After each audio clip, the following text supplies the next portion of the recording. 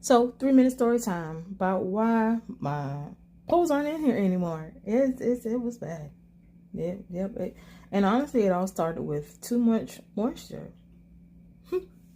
All right, so let's start from the obvious. Nothing's there. Okay, so what happened was I was like, okay, there's a lot of gnats. It was more than normal. I had just dealt with the pothos that I had, and I noticed that was part of the reason why I was getting a lot of fungus gnats. I also had a lot of soil in it. So I said, okay, let me go ahead and let me just check my cabinet. This was the one that was going through it.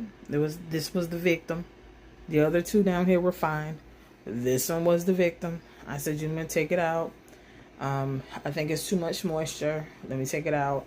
Let me go ahead and also spray the front of the part where I can see the eggs that were inside of the moss pole. Okay, hello.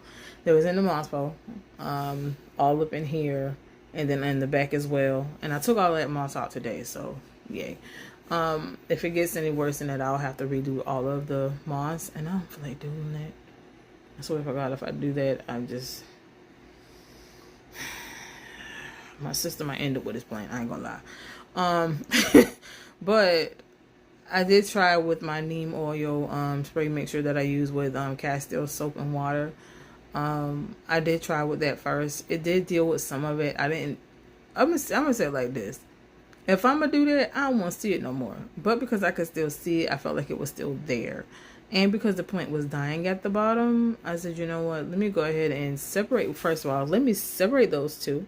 So when I get to a point where it's time for me, because I had to wait for my soil to come into, when it gets time for me to repot it, then I'll,